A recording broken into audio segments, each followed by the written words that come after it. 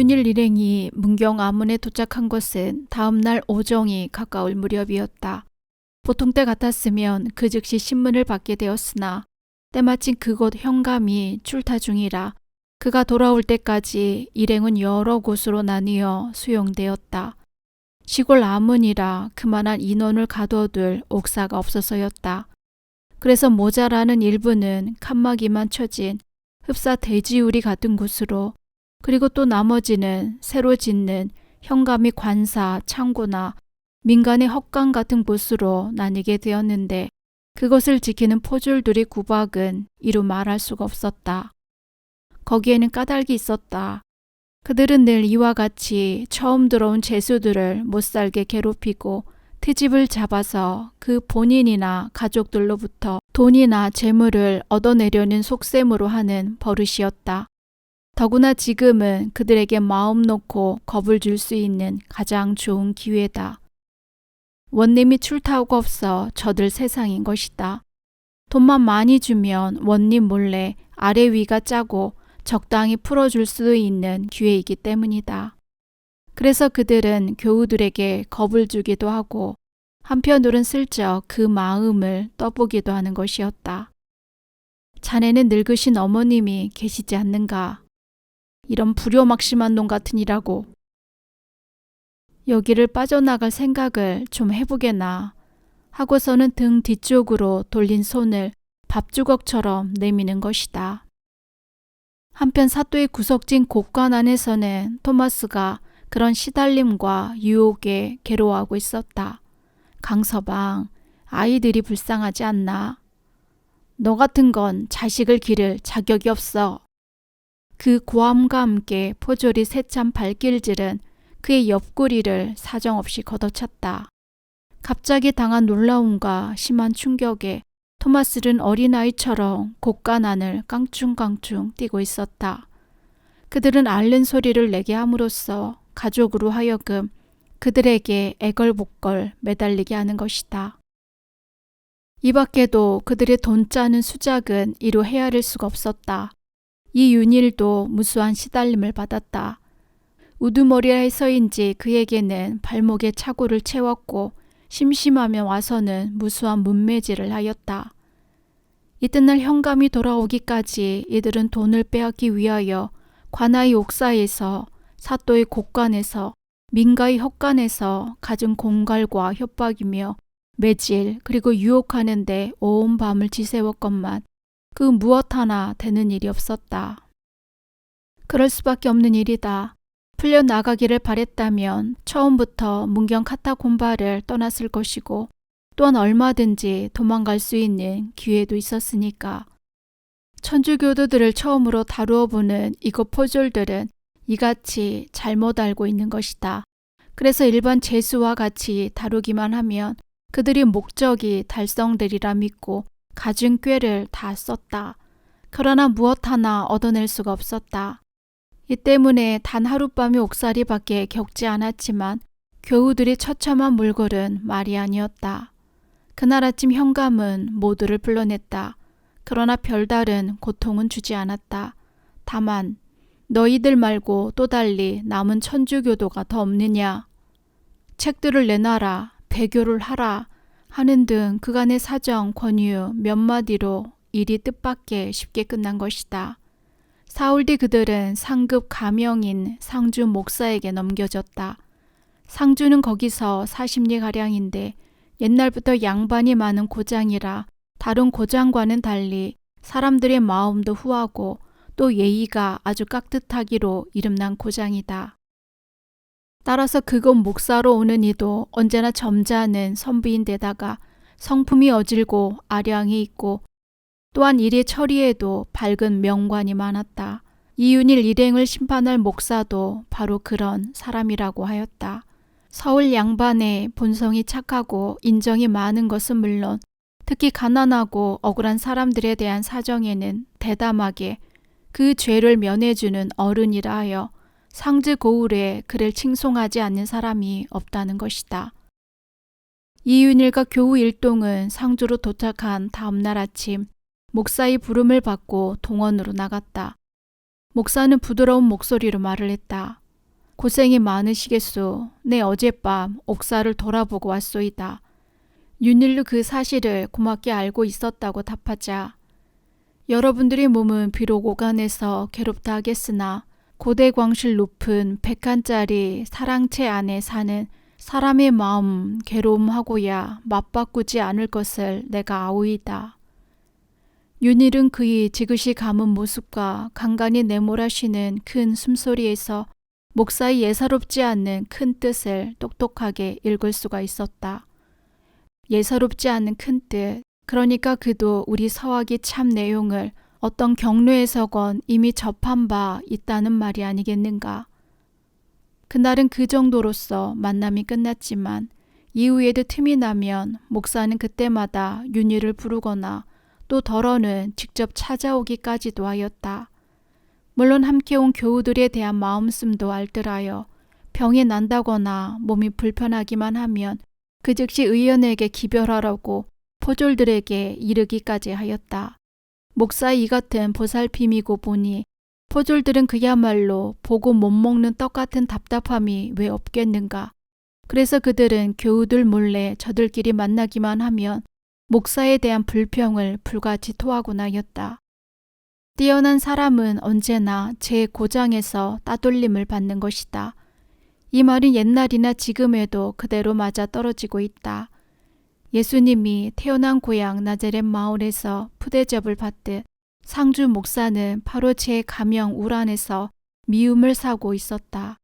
그렇게 착하고 옳은 분이라 하여 온 바깥이 제 집 어른 섬기듯 우러러 받드는데도 그러나 10번 찍힌 나무는 끝내는 넘어지고 마는 법이다. 이윤일 일행이 상주에서 석 달을 지내는 동안 목사의 태도가 점점 달라지기 시작한 것이다. 특히 상급 관청인 대구 가명으로 넘어가기 직전 무렵에는 산악기가 그지없었다. 그리하여 이 윤일은 옥사에서 무나 배추를 묻어두는 땅굴로 쫓겨났고 더구나 몸마저도 제대로 가누지 못하여 그의 목에는 큰 칼을 둘씩이나 씌웠다. 그뿐만이 아니었다. 발목에는 무겁고 차가운 쇠고랑까지 채워져서 꼼짝도 못하게 한 것이다. 어떻게 된 일일까? 윤일은 자신의 고통보다도 그 일이 더 괴로웠다. 그렇게도 마음씨 착하고 곱던 목사의 본 마음이라고는 도무지 믿을 수가 없었다. 그러나 그런 중에서도 윤일은 아무런 불평이나 고통스러운 내색을 하지 않았다. 그는 그 뜻을 알고 있었기 때문이다. 이 세상에서의 고통이 크면 클수록 하늘나라의 영광된 복이 크니라. 사람의 인생은 풀잎이 맺힌 아침 이슬과 같은데 그 잠시의 고통과 영원한 하늘나라의 복과 즐거움을 어리석게도 내가 맞바꾸리. 그러나 그보다 견딜 수 없는 고통은 포졸들의 안갚음이었다. 그동안 목사의 감싸움 때문에 속만 썩이고 실속이 없던 그들은 이 즈음에 와서 마음 놓고 갖은 행패를 서슴지 않았다. 눈만 감아도 천주경을 외우고 기도를 드린다고 트집을 잡았다. 물론 이들이 그 같은 수작은 돈을 우려내려는 것에 있었다. 특히 이윤을 지키고 있는 옥세장은 그의 얼굴을 대하였다면 내미는 것이 손바닥이었다. 그 위에 돈을 얹으라는 말이었다. 그러나 그때마다 윤일의 대답은 한결같았다. 우리 교우들에게는 돈도 집에 남기고 온 재산도 없소. 문경 아문에 있을 당시 다들 주고 왔던 것이요. 이제 나나 우리 교우들이 여러분들에게 줄 수 있는 것은 단 2가지밖에 더 없소이다. 그 하나가 이 피투성이 육신이요. 그리고 다른 하나는 우리가 보물로 간직하고 있는 천주 성심이요. 그럴 때마다 옥세장은 불같은 화풀이로 발에 채운 족쇄를 사정없이 차고 밟곤 하였다. 그의 발목은 으스러져서 바로 설 수가 없었다. 상주에 머무는 3달 동안 윤일은 달마다 3차례의 공문을 받았다. 음력으로 초하루와 보름 그리고 금음이었다. 목사의 문초와 윤일의 대답은 언제나 똑같이 되풀이되었다. 내가 천주교를 믿느냐? 네, 천주 성교를 봉행합니다. 언제부터 믿었으며 또 그 천주학을 누구에게서 배웠느냐? 저희 집은 대대로 믿어왔고 따라서 저는 어머니 태중에서부터 타고났습니다. 내가 천주학을 가르친 사람과 여기 함께 온 사람 외에 그 밖에 아는 사람이 있으면 그 이름을 대라. 지금 저와 같이 갇혀있는 사람들 외에는 따로 가르친 사람이 없습니다. 서로 있다 하여도 그동안 서로 헤어져 사느라고 그 생사조차도 알지를 못하고 있습니다. 그러나 상주 목사는 그 모진 국문의 마당에서 단 한 번도 배교를 강요한 사실이 없었다. 뿐만 아니라 그의 신문은 그저 누구나 할 수 있는 그런 질문일 뿐 비밀스러운 교회 사정이나 은밀히 숨겨놓고 있는 문서 등에 대해서는 전혀 말이 없었다고 당시 증언자들이 말하고 있다. 신문이 있는 날은 온 옥사에 고통 때문에 앓는 소리들로 넘쳐 흘렀다. 그렇게 표독하던 포졸들도 차마 그날 밤만은 직국에 굴지를 않았고 타는 목이 물을 찾으며 곧장 주전자까지 날라다 주는 것이었다. 윤일은 그런 옥새장이 새삼 신기하면서도 한참을 바라보노라니까 절로 웃음이 났다. 왜 뚫어지게 보슈? 웃기나 하고. 그러나 그의 눈이나 말투에는 가시가 없었다. 오늘 밤은 좋은 꿈을 꿔야 돼요. 내일 아침에는 언도를 내릴 테니까요. 좋은 꿈이라. 그런 생각을 하노라니 잠시 가슴이 뭉클하여 왔다. 이승에서 좋은 꿈 하나 얻고 천당 가서 10개 이루려고 하도 어수선한 세월만을 살아와서 그런지 아내는 걸핏하면 좋은 꿈을 바랬다. 그럴 때마다 윤일은 그런 말을 되돌려주곤 했던 기억이 잠시 스쳤기 때문이었다. 아내여, 그대도 오늘 밤은 잠이 오지 않는가? 달이 참 밝다. 여우목 우리 집에서 바라보던 저 달이 우리를 찾아와 주었구나. 이튿날 아침 이윤일 일행은 동원 목사 앞에 꿇어앉았다. 그러나 윤일만은 포졸들의 들것에 실려왔다. 그동안의 국문 때문에 당한 모진 몽둥이가 그의 두 정강이를 너덜너덜하게 만들어 어디 한 자리 살점이 온전한 데가 없는 몰골이었다. 이윽고 목사는 형방이 전하하여 주는 두루마리를 받아들자 무거운 입을 열었다. 너희들에 대한 벌을 정하고 이에 알리려고 하는 바 이번이 상주 가명의 이 같은 심판은 지금까지 있어온 그 어떤 누구의 지난 판결과는 전혀 관계가 없는 나만의 결정임을 미리 밝혀두고자 한다.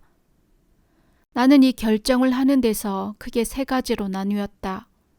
첫째는 지금 곧장 석방되어 집으로 돌려보내야 할 사람. 여기에는 천주학을 그만두겠다는 사람과 어린아이 그리고 부녀자들이 해당된다.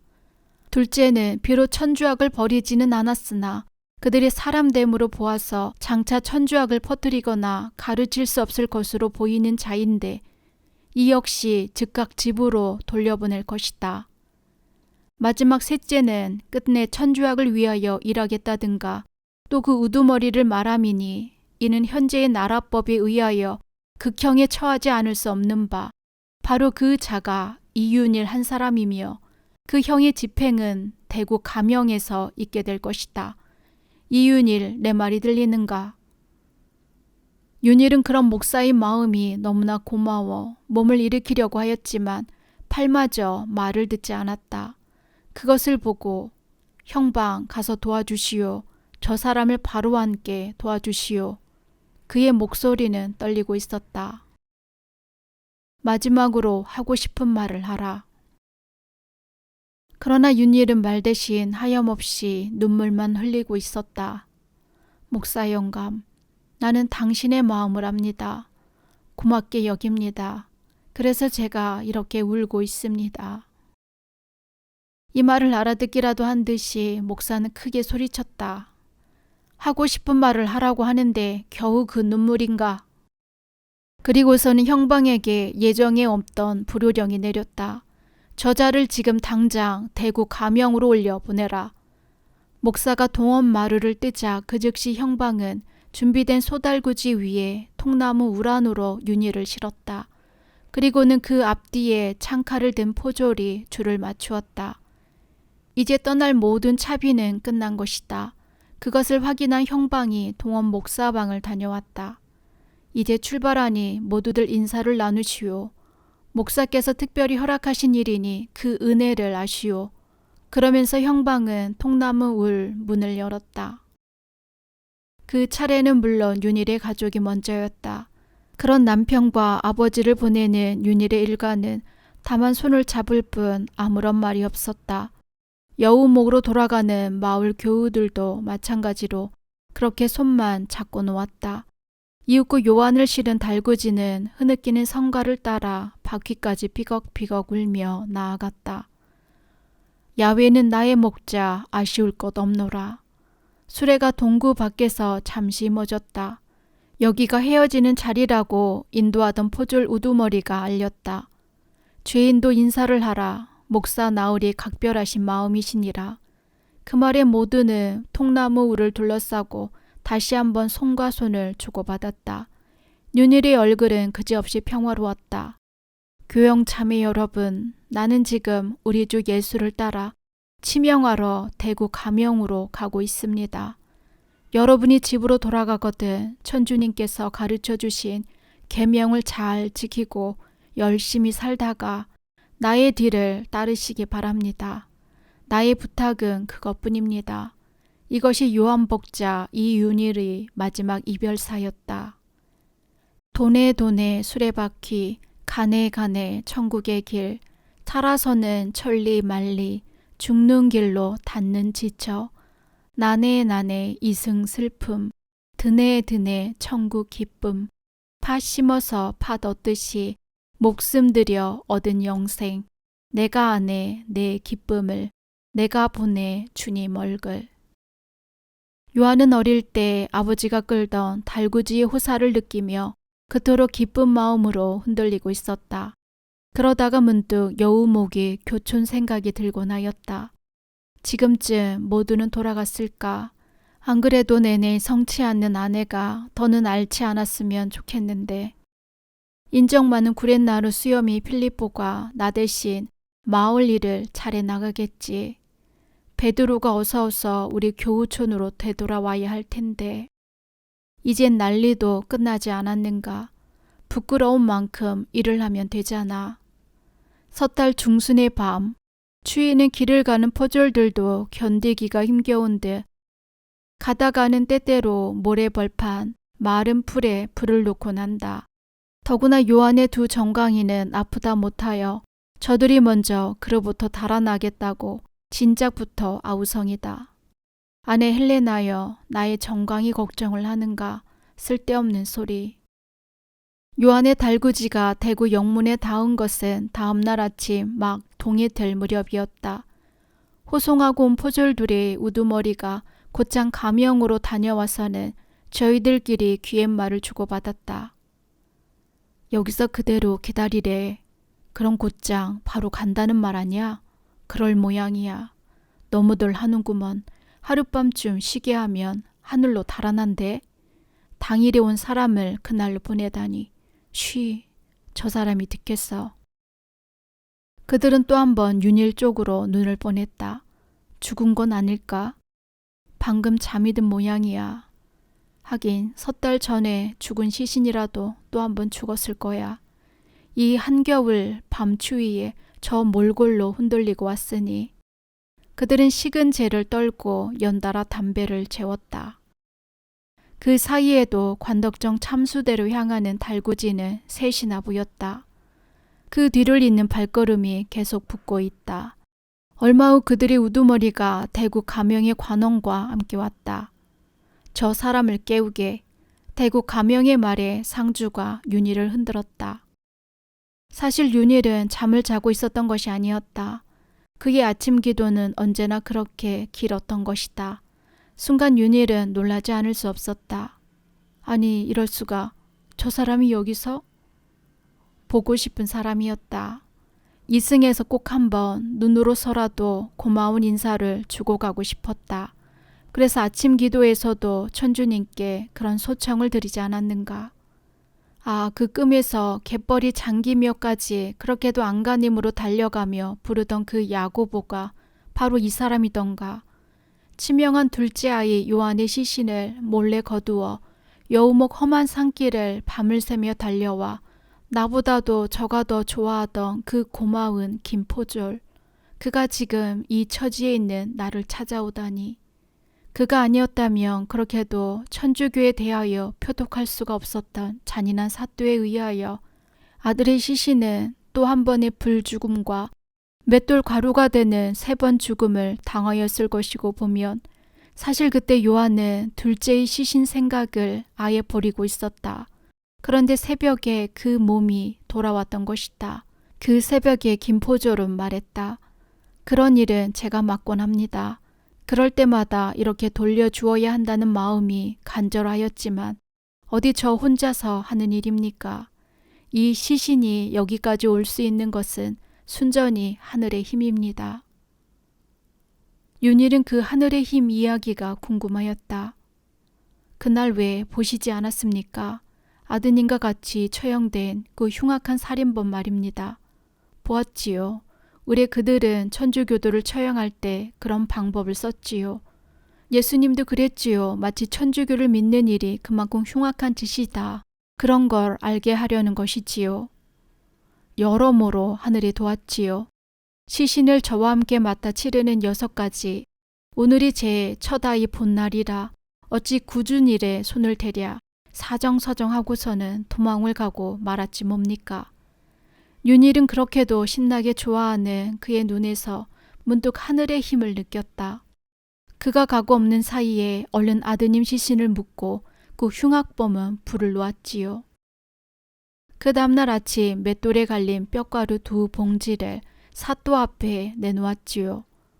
그리고 그 다음 날은 쉬는 날이라 전날 밤 아내 덜어는 고향에 다녀온다고 일러놓고 그곳에서 시신을 괴나리 보찜으로 꾸렸고 이곳 여우목까지 대낮에는 사람이 지나면 그들을 피하여 콩밭에 가 소피를 보는 척하고 더구나 문경 땅에 접어들어 와서는 해가 기울고서야 산길에 들었다고 하였다. 이 선생님, 그래서 제가 하늘의 힘이라 하지 않았습니까? 물론 저는 믿고 있습니다. 그 하늘의 힘이 제가 상주 제 집에도 무사히 돌아갈 수 있게 하리라는 그 믿음 말입니다. 그러면서 그는 방문 꼬리를 잡았다. 곧장 떠나겠다고 한사코 뿌리치고 가는 그에게 윤일은 이름이나 알려주고 가시오 하였지만 이 역시 쥐어주는 돈을 마다하듯 다만 상주 김포졸로만 아세요. 그리고는 떠났다. 그런데 그를 여기서 만나다니 김포졸은 그런 반가운 눈의 윤일에게 눈 인사만 하고 상주를 지휘하였다. 다들 수고가 많았구만. 여기는 내가 지킬 터이니 한 사람만 남고 아침 들들게나 대구 나무꽃 막걸리 맛도 보시고 가게. 아직도 시간이 많네. 그러면서 상주 우두머리 손에 한 주먹 엽전을 건네주자 고향 사람이 달라 하고 좋아들 하였다. 그들이 가고 난 뒤 김포졸은 남은 한 포졸에게도 몇 푼을 쥐어주며 말했다. 자네도 아침을 들어야지. 멀리는 가지 말고 길 건너 저 골목 안 집에 순대가 좋아. 어서 다녀오게. 그 상주가 골목 안으로 사라지자 김포졸은 윤일에게로 다가갔다. 그러나 여기는 쉼없이 포졸들이 내왕하는 가명 앞이었다. 두 사람은 그런 거리를 두고 다만 바라보고만 있을 뿐이다. 잡고 싶고 끌어안고 통곡하고 싶은 마음이야 어찌 윤일이 더하고 그가 덜하겠는가. 눈물도 밖으로는 말려야 하는 아픔을 달래느라 두 사람은 그때 약속이나 한 듯이 등을 돌렸다. 그런 얼마 뒤 윤일은 김포졸이 전하는 말에 여태 없던 아픈 어지러움을 느꼈다. 이 여우목을 떠나던 그날 밤 일이라 하였다. 그날 아침 교우 몰래 마을을 빠져나가던 베드로는 갑작스런 그의 아내의 상기 때문에 하는 수 없이 여우목으로 되돌아가지 않을 수 없게 되었다. 되돌아보니 이미 관아의 포졸들이 다녀간 뒤여서 마을은 텅 비어 있었다. 베드로는 순간 그 교우들의 불행이 자기에게는 퍽 다행이다 싶었다. 교우들을 배신하였다고 손가락질을 하거나 흘길 눈도 없기 때문이다. 아니 그뿐만이 아니었다. 이 교우들이 영영 이곳에 돌아오지 못하였으면 하는 그런 짜릿한 쾌감까지 드는 것이었다. 이것이 죄인가? 물론 그런 생각은 바보 같은 소리 하지 마. 천주가 뭔데? 그는 언제나 열심한 사람만 잡혀가도록 하지 않았어. 그런 비웃음에 금세 지어지고 만다. 그의 모진 배교는 아들을 본 그날 한밤 무렵에는 더욱 그랬다. 보라고 천주를 실컷 욕을 하여 주었더니 당장에 이런 아들까지 얻는다고. 그때였다. 어흥 하는 호랑이의 예사롭지 않는 포효 소리가 문 밖에서 났다. 그날 밤에 베드로는 호랑이에게도 겁이 없었다. 방 빗자루 끝에 호롱불이 기름을 뿌리고 불을 붙였다. 호랑이는 불만 보면 달아날 것이다. 그런 생각으로 방문을 열었다. 순간 비명을 지르고 베드로가 굴러떨어졌다. 호랑이의 입은 그의 목덜미에 있었다. 그리고는 사라졌다. 문경장 옹기장수 아저씨가 그의 아내에게서 들었다니까 틀림없을 겁니다. 김포졸은 침통한 마음이 윤희를 위로하느라고 천주님의 힘 참 겁나네요 하였지만 윤희는 내내 말이 없이 굳어 있었다. 유다는 제가 저를 죽였지만 우리 베드로는 산 짐승이 죽였어. 아무리 생각하여 보아도 그 생각만 되풀이되고 맴돌았다. 또 한 가지 소식이 있어요. 제가 야고보가 되었어예. 그의 눈에는 또 한 차례 뜨거운 눈물의 비가 쏟아져 내리고 있었다. 그러나 윤일은 눈물 대신 성호를 2번 기쁘게 구었다. 천주님 고맙습니다. 이 기쁘고 좋은 날에 제가 곧 주님을 뵈러 갑니다. 요한의 마지막 시간은 드디어 오고 말았다. 이곳 대구 남문바 관덕정에 오는 도중에도 구경꾼들은 길을 메우고 있었다. 1839년 이후 근 30년 만에 있는 천주교인 처형이고 보면 그럴만도 하였다. 헌데 막상 닿고 보니 이름은 아미산이고 민둥민둥한 언덕이었다. 대구 사람들은 대낮에도 이곳 근방을 겁을 냈다. 밤마다 도깨비불이 시퍼렇고 대낮에도 귀신이 나와 사람을 잡아간다고 믿고 있기 때문이었다. 달구지 위에 통나무 울문이 열렸다. 여기서는 들것에 실리는 일도 받아주지를 않는다. 또 설사 자기 2 정강이가 자기 말을 안 들어도 제가 끌고서라도 가야 한다. 달구지에서 끌어내리는 우악스런 팔이 윤일의 몰골하고는 너무나 대조적이다. 흡사 목이 보고 큰 칼을 빼는 것 같다. 그런데 이건 또 어찌된 하늘의 힘일까? 지금까지 너덜너덜 제멋대로 놀아나던 2 정강이가 이렇게 빳빳하게 성할 수가 있을까? 당당히 가슴을 펴고 그는 관덕장 앞으로 나아가고 있었다. 그가 당도하자 잔상이 들어왔다. 잔상이란 사형수에게 마지막으로 주는 이승의 밥이다. 그런데 증언자들의 말에 따르면 이날 그에게 차려진 잔상은 그 예를 앞에서도 그 이후에도 찾아볼 수 없을 만큼 큰 상 차림이었다고 한다. 그렇게 특별한 대우를 받게 된 까닭은 아마도 상주 목사 아니면 이곳 야고보가 어떤 힘을 썼을 것이 아닌가 한다. 윤일은 그 잔상이 아니라 그 마음을 다 갖고 가고 싶었으나 워낙 지쳐 있었기 때문에 그 하나하나에 수저만 대고서는 물렸다. 사형 집행관인 형장이 들어오고 영문 관원들이 자리를 잡았다. 높다란 관덕정 위에는 붉고 푸른 기가 날리고 있었다. 영장은 끌어앉은 윤일에게 영문의 사형 집행문을 낭독하였다.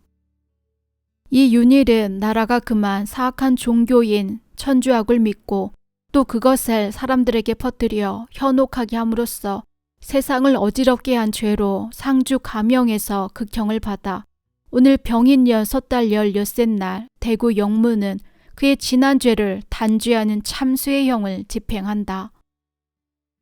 그리고는 인산이례를 이룬 구경꾼들에게도 이 같은 사실을 알리고 앞으로도 천주학을 믿거나 퍼뜨리는 자는 오늘 이자와 같은 종말을 맞을 것인즉 돌아가서든 사람들에게 내 말을 이르시오 라고 경고하였다. 영장이 자리에 앉자 형졸들은 윤희를 참수대로 끌고 갔다. 자리에 닿자 묶었던 오랏줄을 풀었다.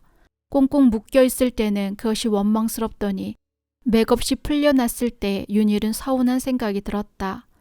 이제 자기와 함께 있던 것들이 저렇게 떠나는구나. 그런 섭섭하고 서운함이었다. 그런 다음에는 무엇이 오는가? 산발한 망나니 칼춤이다.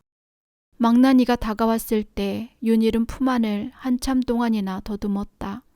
그 손이 예쁜 꽃주머니 하나를 가지고 나왔다. 받아주게.